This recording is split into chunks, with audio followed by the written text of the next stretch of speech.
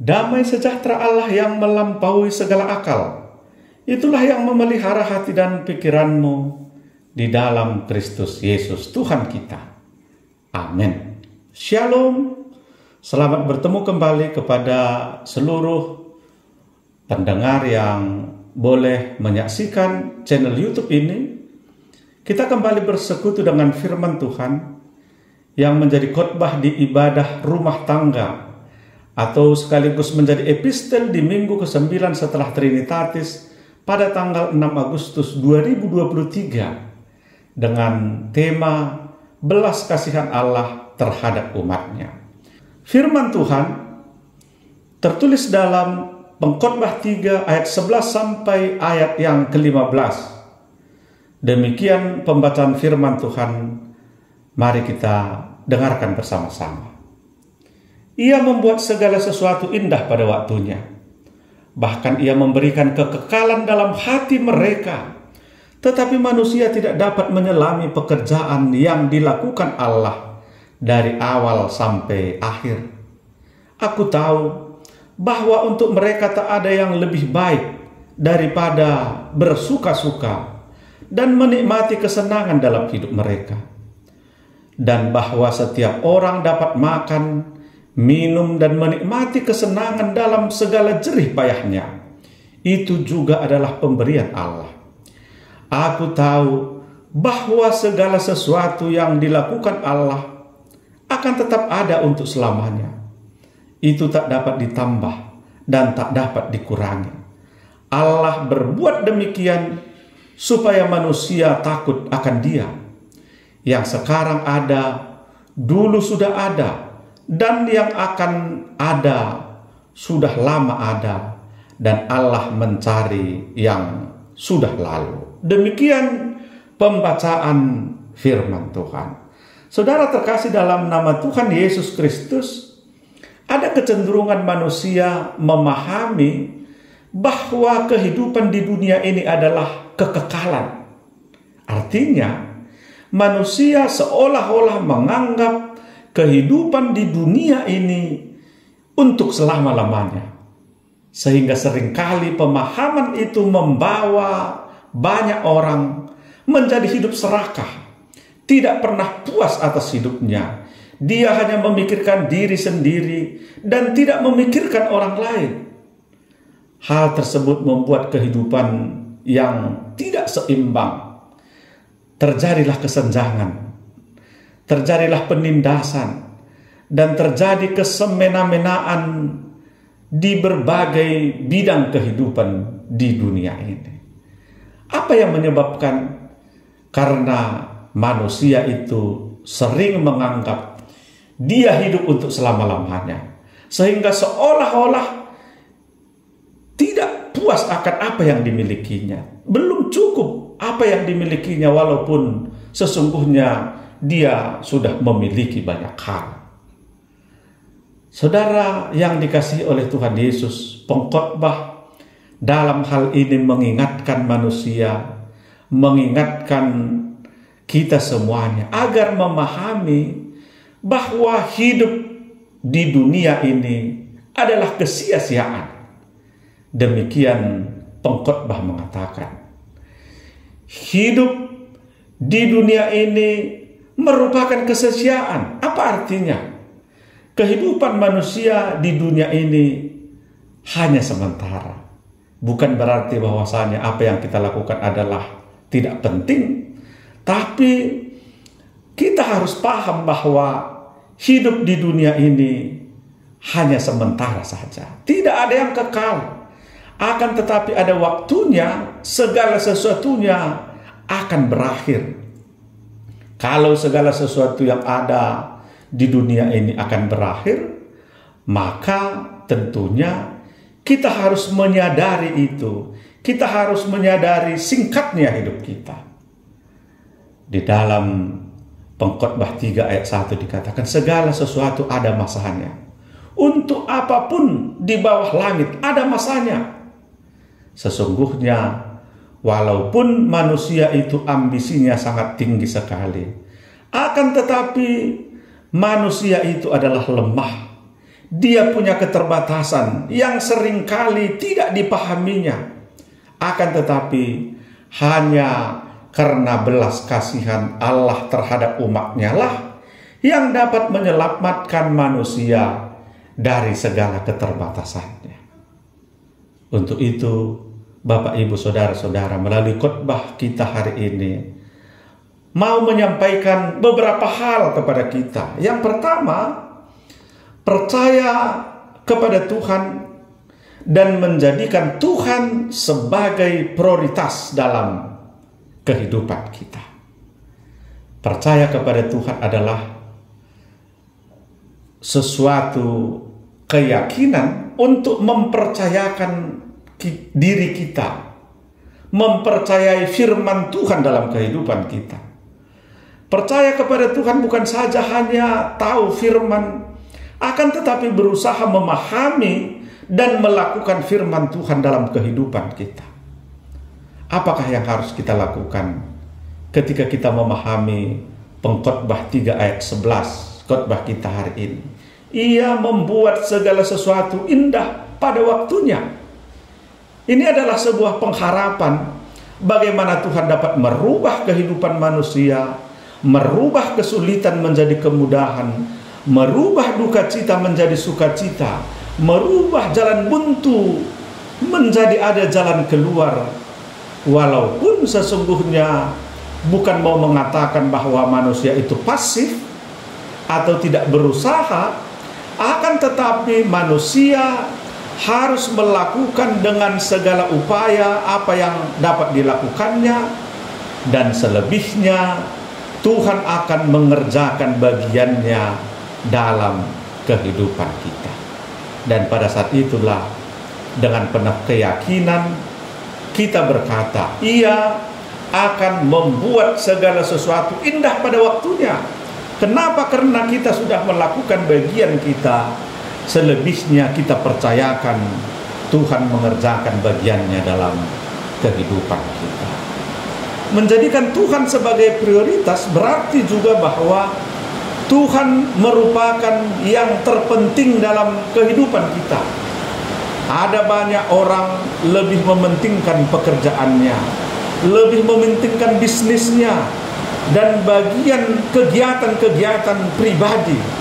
Seperti contoh, banyak orang ketika ada kesibukan lupa untuk datang beribadah kepada Tuhan. Padahal kesibukan itu sesungguhnya selalu ada dalam kehidupan kita. Namun janganlah kesibukan-kesibukan itu menjadi penghalang kepada kita untuk menjadikan Tuhan sebagai prioritas dalam kehidupan kita. Untuk itu mari kita jadikan Tuhan menjadi prioritas dalam kehidupan kita dengan datang, menyembah, memuji Tuhan lewat ibadah, lewat gereja kita masing-masing, lewat ibadah-ibadah rumah tangga yang diselenggarakan oleh gereja kita masing-masing. Yang kedua, Bapak, Ibu, Saudara-saudara, kehidupan kita harus senantiasa penuh dengan sukacita, seraya menikmati apa yang Tuhan izinkan dalam hidup kita.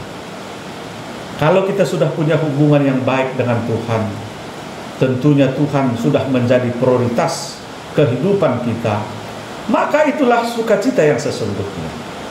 Artinya apa? Artinya dengan penuh ucapan syukur kita dapat menikmati apa saja yang boleh Tuhan izinkan dalam kehidupan kita. Kita sudah berdoa, kita sudah sungguh-sungguh melakukan pekerjaan kita, sehingga apapun hasilnya itulah izin Tuhan untuk boleh kita nikmati. Makanan dan minuman dalam segala jerih payah yang ada, itu juga pemberian Allah. Itu yang disampaikan dalam ayat 13 tadi. Jadi setiap orang harus mengaku bahwa apapun yang boleh kita miliki dan nikmati itu sesungguhnya adalah berkat Tuhan dalam kehidupan kita. Bersukacitalah saudara-saudara jikalau engkau boleh memiliki sesuatu dan engkau juga boleh menikmatinya. Karena ada banyak orang Dia memiliki banyak hal, memiliki rupa-rupa yang ada di dunia ini. Akan tetapi dia tidak dapat menikmatinya. Padahal dia sudah melakukan apa saja untuk dapat memilikinya. Dan pada saat itulah kita harus semakin sadar tentang keterbatasan hidup kita. Tentang singkatnya hidup kita di dunia ini. Apapun yang boleh kita miliki, apapun yang boleh kita nikmati, sesungguhnya kesemuanya itu adalah karena belas kasihan Allah kepada umatnya. Maka sesungguhnya melalui hidup yang ada ini, mari kita senantiasa hidup bersyukur. Mari senantiasa memuji Tuhan dalam kehidupan kita. Saudara-saudara, di akhir khotbah ini kami ingin menyampaikan sebuah ilustrasi tentang bagaimana seorang harus mensyukuri apapun yang terjadi dalam kehidupannya. Bukan selalu menghukum-hukumi orang lain begitu. Ada seorang petani miskin dan kuda kesayangannya. Dia merawat kuda itu mulai dari diwariskan dari orang tuanya sampai kepada dia, sampai dia punya anak. Dia tetap memelihara kuda kesayangannya. Suatu hari ada orang kaya yang mau membeli kuda tersebut. Akan tetapi dia tidak mengasihi kuda itu. Dikatakan kuda itu sudah menjadi teman bagiku, tidak lagi hanya sebagai binatang peliharaan, sehingga aku tidak akan menjualnya berapapun dibeli. Begitu alasannya. Orang sekampung itu menyalahkan dia. Bodoh sekali dia.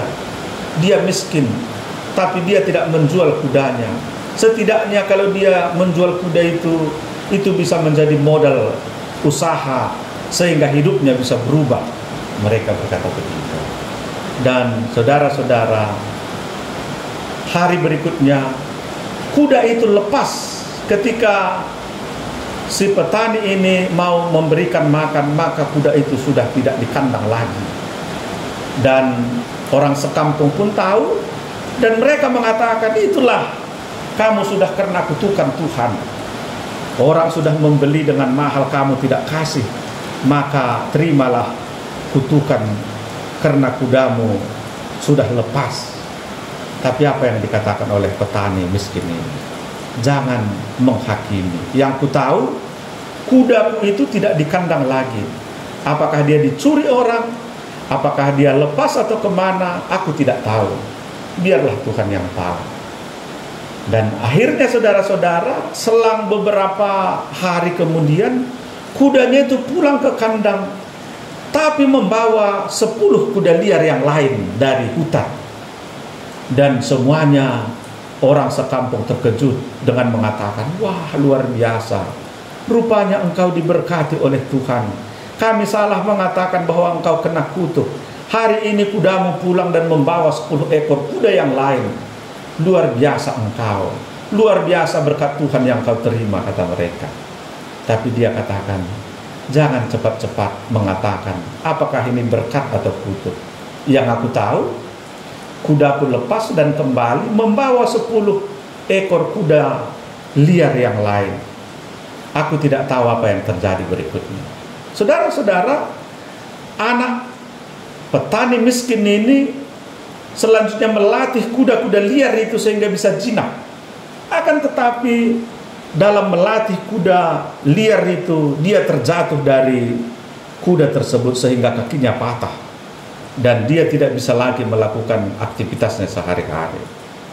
Dan melihat itu, orang sekampung juga berkata, wah, rupanya betul yang kau katakan. Kuda itu tidak membawa berkat bagimu, tapi membawa kutuk. Lihatlah anakmu sudah patah kakinya, sehingga dia tidak bisa melakukan apa lagi.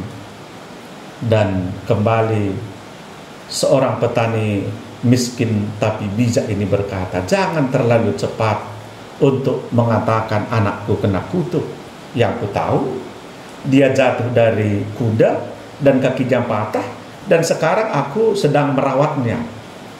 Saudara-saudara, beberapa minggu kemudian ternyata ada perang antar desa ketika itu. Dan semua pemuda diwajibkan untuk ikut wajib militer, untuk ikut berperang. Semua anak-anak muda di kampung itu harus ikut berperang. Hanya anak seorang petani miskin ini yang tidak ikut karena kakinya sudah patah. Mereka pun menangis semuanya, karena mereka tahu bahwa musuh desanya itu bukanlah musuh yang tidak punya kekuatan, bukanlah musuh yang dianggap enteng, tapi mereka punya kekuatan. Mereka tahu mereka akan kalah dan anak-anaknya tidak akan pernah kembali lagi. Dan mereka kembali menjumpai petani miskin ini. Luar biasa bijaknya engkau. Engkau sungguh-sungguh luar biasa. Dan petani ini pun berkata, biarlah Tuhan yang tahu atas segala kehidupan kita. Sebab kita semua harus menghadap tahta pengadilan Kristus, supaya setiap orang memperoleh apa yang patut diterimanya, sesuai dengan yang dilakukannya dalam hidup ini, baik atau jahat. Kata-kata ini dikutip dari 2 Korintus 5 ayat 10. Saudara-saudara, Tuhanlah yang memelihara kehidupan kita. Untuk itu kita harus senantiasa hidup di dalam Tuhan. Jangan kita menghakim-hakimi orang, tapi biarlah kita mengharapkan belas kasihan Allah terhadap umatnya, seperti tema kita hari ini. Hidup ini sementara, maka lakukan yang terbaik sehingga Tuhan senantiasa memelihara kehidupan kita. Amin. Kita berdoa. Terima kasih Tuhan buat firman-Mu, untuk kami boleh senantiasa mengingat betapa Tuhan baik, betapa Tuhan senantiasa mempunyai belas kasihan terhadap hidup kami. Ajarlah kami untuk selalu percaya kepadamu. Dalam nama Yesus Kristus kami berdoa. Amin. Terima kasih Bapak Ibu Saudara-saudara atas atensinya untuk mendengarkan khotbah-khotbah melalui channel ini. Kami senantiasa memohon, jikalau Bapak Ibu belum subscribe, mari subscribe video ini, karena subscribe itu gratis. Like, komen, bahkan men-share video ini. Kiranya firman Tuhan akan selalu diberitakan lewat apapun, sehingga firman boleh semakin didengar oleh banyak orang. Terima kasih. Tuhan memberkati kita semuanya. Shalom.